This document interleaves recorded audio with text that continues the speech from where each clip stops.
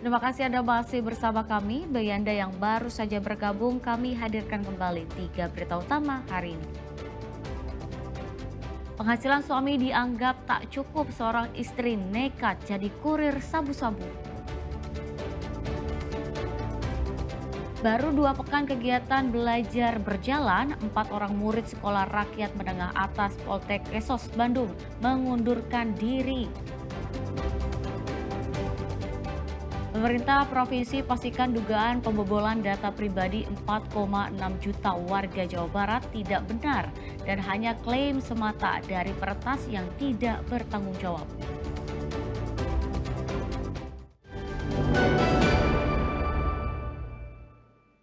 Ratusan warga Desa Pasir Batang, Kecamatan Manonjaya, Kabupaten Tasikmalaya menggeruduk kantor desa. Mereka menuntut kepala desa mundur dari jabatannya karena dugaan penyalahgunaan wewenang. Pekan lalu ratusan warga desa Pasir Batang berunjuk rasa di halaman kantor desa menyuarakan tuntutan agar kepala desa mundur dari jabatannya. Demonstrasi dipicu ketidakpuasan warga atas kinerja kepala desa yang selama ini dinilai gagal membangun desa mereka. Bahkan belakangan muncul dugaan penyelewengan dana BUMDes oleh kepala desa. Ada tidak kepercayaan lagi terhadap kepala desa yang sekarang lagi menjabat. Alasannya kenapa, Pak? Alasannya menurut laporan dan ajuan dari masyarakat yang udah lebih tahu, banyak penyalahgunaan wewenang. BUMDes juga itu dapat informasi ada bocoran dari atas gitu ya, dari pusat gitu. Kepala desa tidak berwenang untuk menguasai atau menerima itu uang BUMDes. Tapi ada bocoran nyatanya uang BUMDes dari kepala BUMDes dipinta sama kepala desa. Warga berharap kepala desa saat ini diganti dengan sosok yang lebih amanah dan benar-benar memperjuangkan kepentingan warga. Di sisi lain, pemerintah desa maupun kecamatan belum memberikan tanggapan resmi atas tuntutan warga itu. Eko Setiabudi melaporkan dari Kabupaten Tasikmalaya. Informasi selanjutnya, jumlah warga yang terjangkit penyakit demam berdarah dengue atau DBD di Subang terus meningkat. Sejak Januari tahun 2025, 6 penderita demam berdarah dinyatakan meninggal dunia. Meski sebulan terakhir jumlah warga yang terjangkit demam berdarah dengue di Subang menurun, data Dinas Kesehatan menunjukkan selama Januari hingga Juli 2025 tercatat 601 kasus demam berdarah dengue, dengan 6 orang pasien meninggal dunia. Korban meninggal dunia rata-rata akibat terlambat dibawa ke rumah sakit. Total kasus DBD yang tercatat di Dinas Kesehatan dari seluruh puskesmas dan kecamatan itu total ada 601 kasus.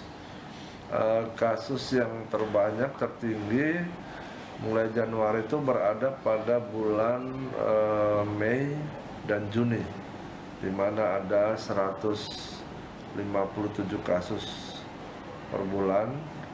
Tapi pada saat sampai minggu ketiga bulan Juli menurun dengan 47 kasus. Angka kematian ada 6 orang. Itu di 6 kecamatan, 1 di Ciasem, Kalijati, Rawalele, kemudian ada juga yang di Cikaum dan di Kecamatan Subang. Penyebaran kasus DBD di Kabupaten Subang terbanyak berada di wilayah Kecamatan Subang dengan jumlah mencapai 81 orang, disusul Kecamatan Pagaden Barat dan Ciasem. Dengan terjadinya kemarau basah saat ini, warga diminta tetap mewaspadai penularan penyakit demam berdarah. Kegiatan memberantas sarang nyamuk dengan menguras, menutup, dan mendaur ulang serta memantau penampungan air diharapkan bisa menekan populasi nyamuk dan penularan penyakit demam berdarah. Zainal Arifin melaporkan dari Subang. Ya, baru 2 pekan kegiatan belajar berjalan, sejumlah murid sekolah rakyat menengah atas Bandung mengundurkan diri. Mereka tak sanggup tinggal di asrama dan terpisah dari orang tua.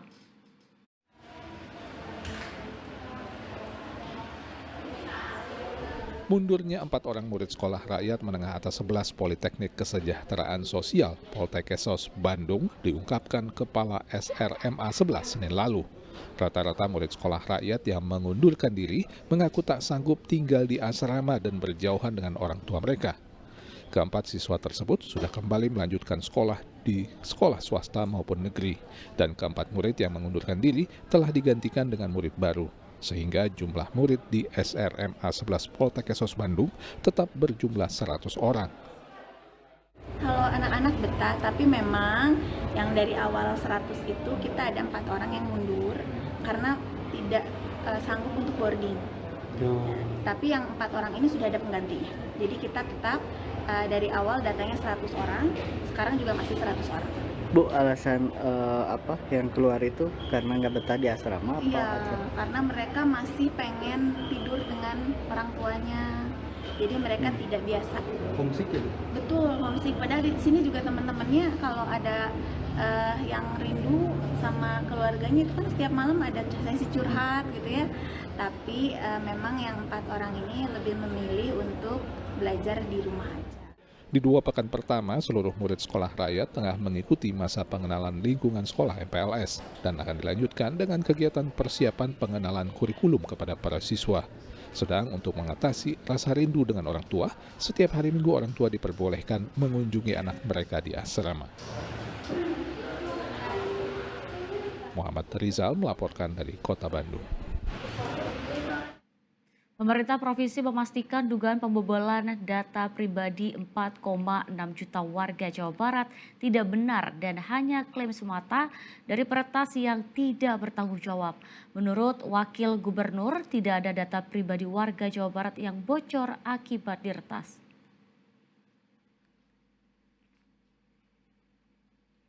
Penegasan tersebut disampaikan Wakil Gubernur Jawa Barat Erwan Setiawan setelah mendapatkan hasil penyelidikan oleh Diskominfo dan tim Cybercrime Polda Jawa Barat. Setelah dicek, klaim sebuah akun X bahwa terjadi peretasan data 4,6 juta warga Jawa Barat dari laman internet Pemprov Jabar tersebut tak terbukti. Sebelumnya, sebuah akun di media sosial X mengklaim telah berhasil meretas data pribadi 4,6 juta warga Jawa Barat dari laman internet Pemprov Jawa Barat. Data tersebut kemudian diperjualbelikan di dark web. Pemerintah Provinsi Jawa Barat memastikan tidak ada kebocoran data yang dilakukan oleh peretas atau hacker. Pemprov bersama Polda Jawa Barat juga tengah melacak pemilik akun X yang mengklaim telah meretas data pribadi jutaan warga Jawa Barat tersebut. Ini sudah dipastikan bukan situs resmi Pemprov yang dibobol, bahwa itu mereka mengatasnamakan saja. Mereka mengklaim saja memakai logo Pemprov Jabar, padahal itu bukan. Jadi bukan tidak ada kebobolan data di kami. Sudah kita cek, ya kita juga irikan dengan Cybercrime Polda, sudah dicek tidak ada kebocoran data dari kami. Ya mudah-mudahan segera bisa terdeteksi siapa yang mengklaim bahwa itu data Pemda Jabar.